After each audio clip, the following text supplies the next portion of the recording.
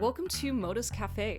Join us for fun, lighthearted, and educational conversations around training, athletic longevity, and the human side of climbing, with your hosts, Mercedes Pollmeyer and Katya Dev. What's up, everybody? Welcome to another episode. I'm Mercedes Pollmeyer, strength and conditioning coach for climbers. And so in today's episode, we're going to be talking about building finger strength for the beginner climber. We're going to go over some protocols, some practices, and hopefully giving you an approach to longevity, how you can continue to improve your finger strength over a long period of time, because we want to be doing this for as long as possible. Now, most people think that finger strength really is the most important thing in climbing. You have to be able to hold onto the things so that you can actually climb it. Now, I don't know if I necessarily believe that. Technique really is, I think, one of the most important pillars that we should be focusing on. But strength is something that can come and go. And it is really important. But if you take some time off, maybe you are really stoked on another sport in the winter and you climb in the summer, the strength is going to kind of come and go. And so if you focus on finger strength a lot, that strength is going to go away. It's hard to maintain that finger strength when you're focusing on other things and not loading your fingers on a frequent basis. So yes, finger strength is very important. I don't think it's the most important thing, but when you do focus on finger strength and you're able to consistently show up and do it, you're going to see some really, really great results. And the main thing about finger training for beginners is that we're trying to build familiarity around these hold positions. When you think about climbing, no two holds are the same. We're going to be interacting with a lot of different positions, a lot of different depth edges. Maybe there aren't any edges, maybe they're more slopery. All of these things really do play a huge part in how we learn movement and how we build strength. Honestly, like building up finger strength takes a very long time. I would say at least 3, maybe more like 5 years to build significant finger strength if you want to be climbing double-digit boulders. So just have like that long-term view in mind, and that as you're starting, I would approach it with a lot of curiosity, and don't get down on yourself if your finger strength just isn't there, because how can we expect you to have really strong fingers when you're a beginner climber, even an intermediate climber? It takes a very, very long time. And what's really great, if you are a beginner climber or intermediate climber listening to this, that means that you are interested in getting stronger. And now is the time to start your finger training and do it consistently. And then, yes, in like a year or two, you are going to see some really significant gains. So in today's podcast, I want to go over some protocols that I've been working on with my clients that have seen some really significant gains. And this protocol really is very, very chill. And I am not the founder of this protocol, but I'll go into that in a little bit. So who should be focusing on finger strength? So I'm saying finger strength because it's not just hangboard training. We will go over hangboard training, but there's a couple different ways of building finger strength. And I would say if you've been climbing for about 6 to 12 months, okay, now is a good time to really start thinking about how can you get a little bit stronger in these ways. Just climbing is going to help you, and I'm going to talk about some ways of just climbing with intentionality to improve your finger strength. And then you can also do other things to improve your grip strength. The stronger your grip is, and the stronger like your wrists and your forearms are, the stronger your fingers can also get. You want to build a really strong, robust foundation for your fingers to really perform well. So if you're a beginner, I would say 6 to 12 months of climbing is the minimum. So now the first thing we're going to do, I guess the best place to start finger training is to first notice what it is that your fingers are currently doing. I really like my clients to take video and for them to review it. Now, if you are new to climbing, you might not know what to look for, which is a really great reason to hire a coach or have a group of people that know what it's like to climb and what climbing movement really should look like. So take a video and just take a look at what your fingers are doing. You can also just on a climbing wall, you can hold some holds and just see like, how are you holding it? And some common positions are what we call an open hand position, where all 4 fingers are still on, but your fingers are almost straight. There is a slight bend in your fingers. Another Another position is a half crimp position where your middle knuckle is at 90 degrees and the rest of the fingers will also have a pretty significant bend in them. But the difference between a half crimp and a full crimp is the thumb position. So in a half crimp, your thumb is generally down, or maybe it's pressing up against the hold. In a full crimp, often we see the thumb come really close to the finger, the index finger joint, that first joint in your finger. That thumb will actually rest right on top. We don't use full crimping as often. We don't see that, but some people still do naturally go into a full crimp. And just know that full crimping does have the highest risk of injury because that's where all of the forces kind of come together on the pulleys. And people who have pulley injuries, oftentimes it's from a very closed angle position in the fingers. But it's okay. Like I'm not here to tell you that you shouldn't be doing full crimping. I think if you can train it, then you're going to be totally fine full crimping. And sometimes you need to full crimp, especially on very, very small edges. And this is for people who are climbing much harder grades. You will start seeing very small edges like start showing up at V6. And sometimes the only way to be able to really hold that position is in a full crimp. So yeah, that position is totally fine. And then we have the 3-finger drag, which is basically your index, middle, and ring finger. They're on a hold. Your pinky kind of just like drops down and your fingers are relatively open. And then you have pinches and slopers. And then there's a whole variety of that. There's like narrow pinches, really large pinches. I do tend to see people forget about their thumb in pinches. So, when you're holding a pinch, to see, are you actually using your thumb?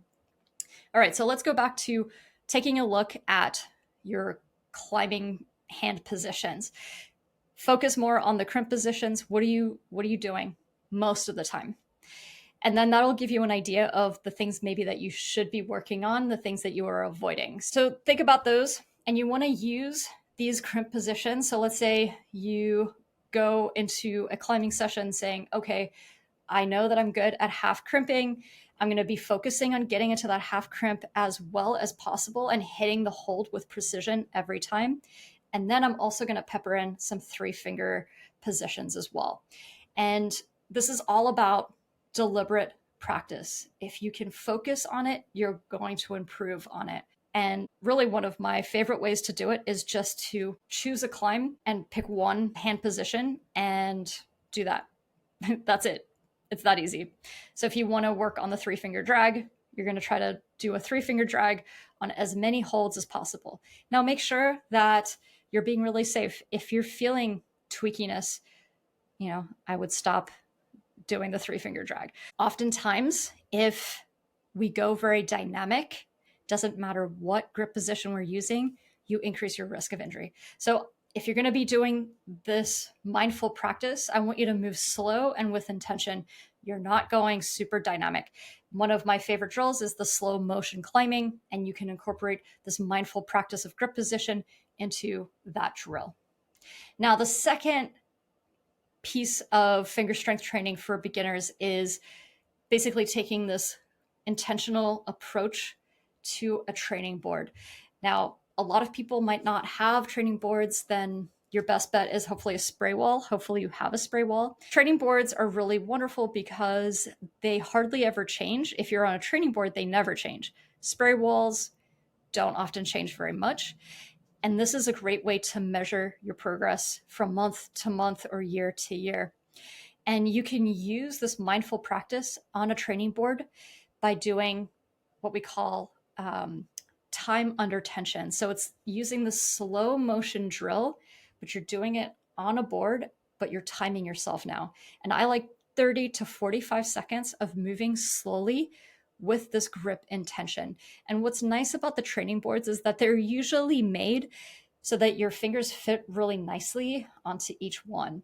And you can actually do a pretty good job of really working that 3-finger position or half crimp position or even a full crimp position. If you're new to climbing and you've never used a training board before, I really suggest that you bring the training board up to 10 degrees. If it has to be vertical, that's totally fine. But you don't want to do it at a very high angle, which means more overhanging, because this is going to put more tension and more stress on your fingers naturally. And now you're trying to focus on specific grip positions that you're weak in. That's not going to work very well. So make sure that it's at an angle that you can comfortably move around the board on. All right. Again, you want to try to avoid any dynamic motions, focus on very slow, controlled movement for 30 to 45 seconds. I like anywhere between 3 and 5 sets to start with, and you can rest a couple minutes in between, but starting with very low intensity and low volume, just to understand where you're at, that's the best way to begin. And now a caveat on injury. When you're a climber, it is kind of something that happens a lot. We get injured. It is a very tendon oriented sport. We move very dynamically, especially with the new way that setters are setting comp style, very big dynamic moves. And yes, like most of us who are getting into climbing, we aren't kids. We're probably getting into climbing in our 20s, in our 30s, in our 40s, and maybe we haven't had a lot of athletic background. And your tendons aren't really necessarily ready for that. And it's much better to move at a slower pace than try to race to the end of, whatever your journey is to be, like a double digit boulder, or, you want to climb 513, you'll get there. Just show up consistently, get the frequency in, be very intentional, and you're going to get to the goals that you're setting for yourself, and really try not to rush this whole process. Okay, so now back to the protocols. We're gonna go on to benefits for training boards. The reason why I like the training board is because it's climbing movement. This is a really wonderful way of incorporating grip intentionality with movement, because your movement can dictate how you hold something. The position of your body and your center of gravity is going to dictate how you hold something or how you move into something.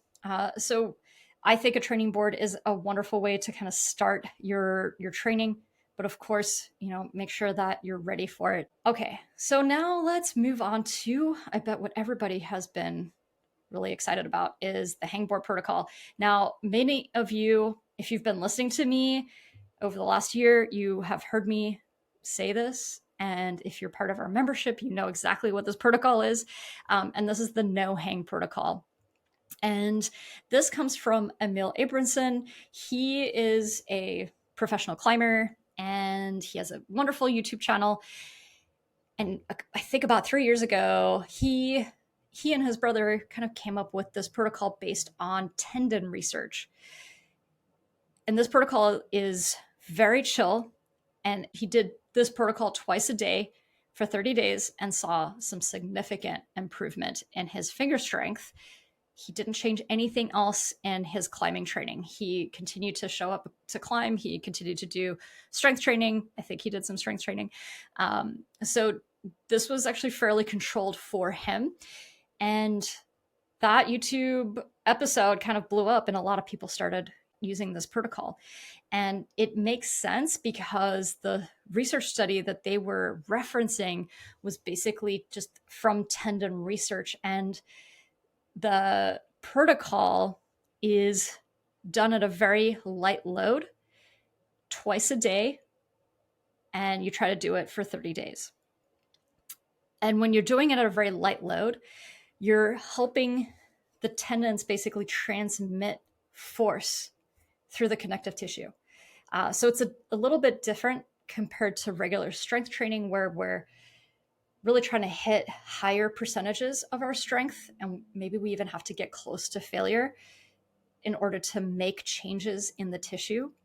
And this is kind of like mind-blowing because this is basically the opposite end of the spectrum where you're barely loading your tendons and you're still seeing improvements. But the thing is that you have to be very consistent with it. And you don't have to do it every day, but you do have to make sure you show up and do it consistently week to week to week. It's not going to work if you do it once a week and then, in a couple of weeks you do it and you haven't done it in a while. So the real goal here is to be consistent, choose a frequency and stick to that. So now this is the no hang protocol. I think now maybe Emil renamed it to the Abrahangs. He actually just reposted a new YouTube video where he actually did an interview and took a pool of climbers who had done the no hangs protocol. And the researcher actually went through and compiled all the data and did a whole research study on this. So I'll link some of the new stuff. So this is like actually this year, and that's super cool. So nothing much has really changed though, which is really great. So the no hang protocol is basically 10 hangs, and you do it for 10 seconds. You rest for 50 seconds, and you repeat that 10 times. Okay, so that's literally it. You keep your feet on the ground if you're hanging from a hangboard. The way that they did it, no, so Emil did it with 3 different hang positions. He did a half crimp, he did a 3-finger drag, and I believe he did 2-finger pocket as well. But for most of my athletes, I like to focus on the thing that they're either really lacking or just the half crimp, because it's the most well-rounded position that we can use. So really up to you. I would choose just one grip position and do the 10 hangs with that grip position. In the research study, what they did was actually rest for 6 hours, and then they did it again. Now, I don't think you need to do this. I honestly don't think you even have to do this every day. But what I think would be really great is if you did this on rest days, and you can use this as a warm up for your climbing. So this could end up being almost every day that you're doing this. So now, how much are you loading on your fingers? When I did this with the Pitch 6 guys, so that's a force gauge that we use to measure our finger strength, we aimed for 30% of our max pull. So we tested, the half crimp for 10 seconds, and then, whatever that was. So let's say I think I pulled like 209 pounds. I took 30% of that and basically used that as my target load for these 10 hangs. You don't need to be so prescriptive, but if you want numbers, I think that's a great number to shoot for. I believe Emil might have done 40%, and that is still going to feel kind of heavy. Some days will feel heavier than others. Your rest really dictates how good you feel. And for me, when I was doing this at 30% and using the force gauge, 30% some days felt actually really hard. So, I think if you're a beginner, you don't need to worry so much about these numbers. Just hang from a hangboard, have your feet on the ground, and lightly load those fingers. And from the research, really, it didn't matter how much load was on the tendon or on your fingers. What mattered was the time. So we're really focusing on making sure that you finish the full 10 seconds and then you rest 50 seconds. Why I like focusing on a much lower load is because we are climbers. We're actually loading our fingers a lot. And when you are working at higher loads, it takes a lot longer to recover from. So if we're going to go kind of in this framework of longevity and reducing risk of injury, then I'm going to suggest going at a much lower load as often as possible. And your low load will change over time. Your low load now will be different to a year from now. So just keep that in mind. You're going to naturally progress this. So that's it. That's all you have to do is 10 hangs for 10 seconds and you rest 50 seconds. If you want to do it twice a day, you can rest for 6 hours and then do it again. But I would say, as a beginner, again, you don't need to do it twice a day. Just see what happens. Can you even show up and do this? Can you remember to do this as part of your warm-up? All right, so that is the no hang protocol.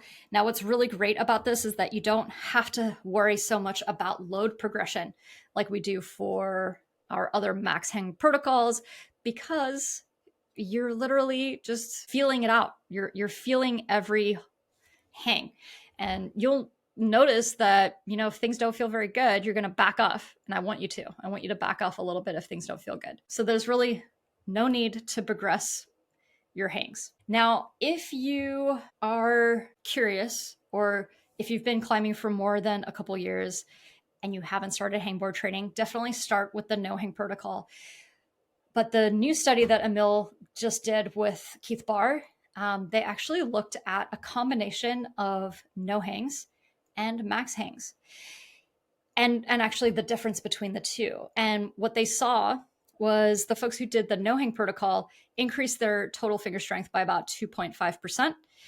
The folks who just did the max hang protocol increased their finger strength by about 3.2%, something like that. And I guess that's, it's not really statistically significant.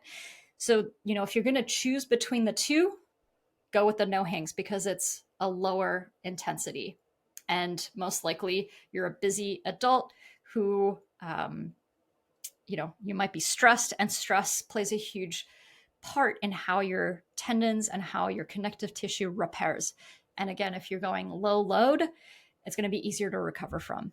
Those tendons are going to will hopefully repair faster. So remember, you want to focus on nutrition, getting enough sleep when you're doing any of these.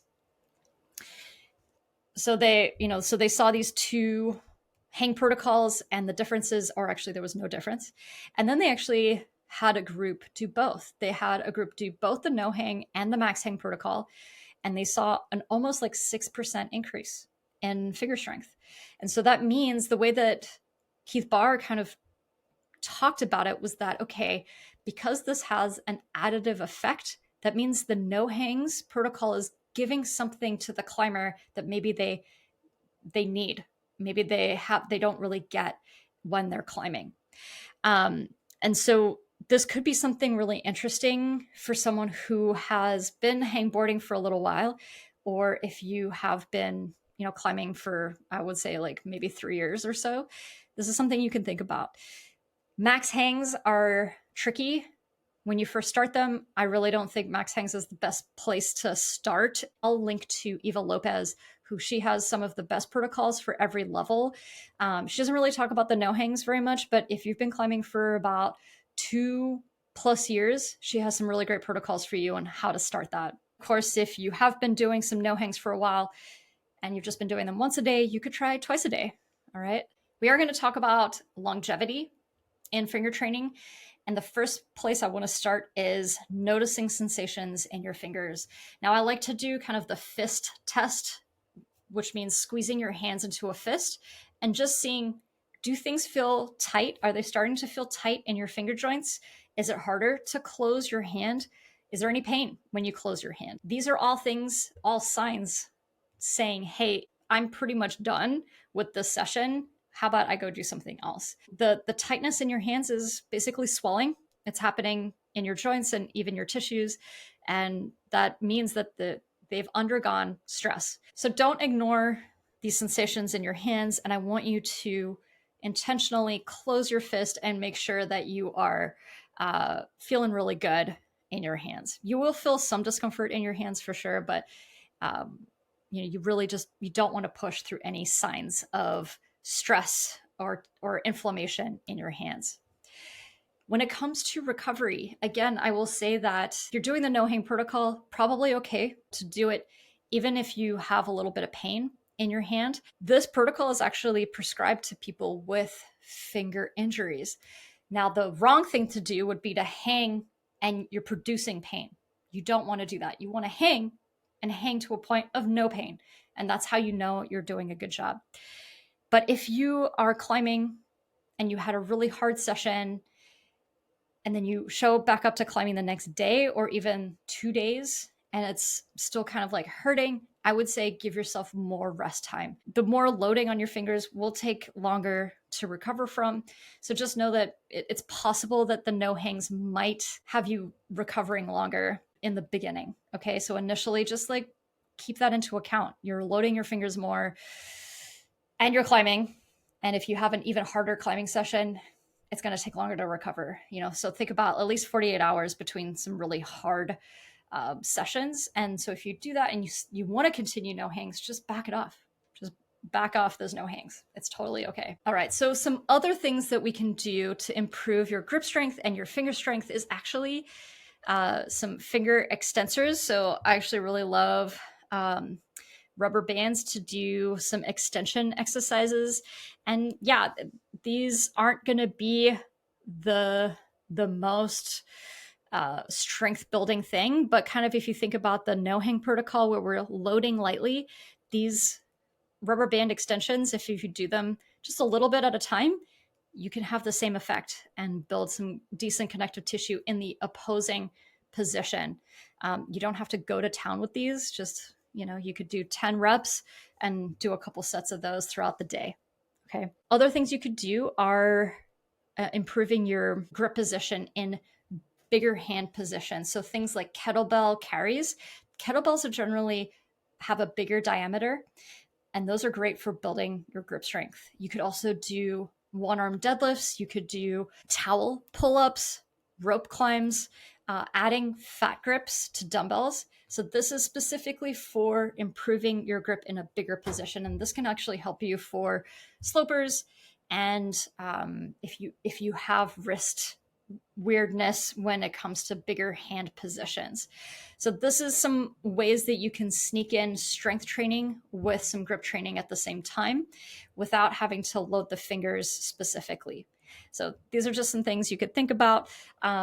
Some recovery things you could do are rice bucket. I love the rice bucket. I feel like for a while it was kind of like poo-pooed because it was such a low intensity. But again, low intensity could actually be not a bad thing. I do have a rice bucket exercise video that I will link to the bottom as well. All right, so just to recap this episode, a good place to start is on a training board or on regular climbs and really focusing on intentional movement and grip practice. What grips are you trending towards? What grips are you really weak in, or maybe you completely avoid? Start thinking about those. Time under tension drills are wonderful, moving really slowly, having a mindful approach to your climbing. And then you can try the no hangs protocol and starting off with one set, which means 10 hangs of 10 seconds, resting for 50 seconds between each one. And then as you progress, you can add a second session in the day where you have a 6-hour window of rest between each. And then as you get better at this, you can consider doing heavier hangs on a hangboard, because by that point you would have really gotten familiar with a hangboard. You will feel comfortable, you'll feel confident, you'll know what the grip types are. And it's a great time to start progressing with heavier weight on a hangboard. And then you can think about some antagonist training for your fingers and just general grip training for healthy hands.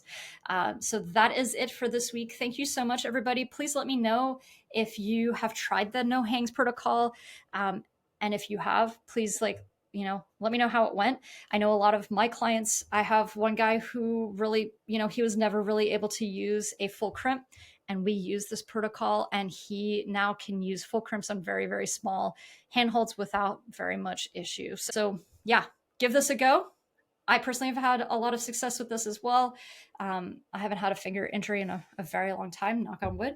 And so thanks again for joining me, and I'll see you in the next one.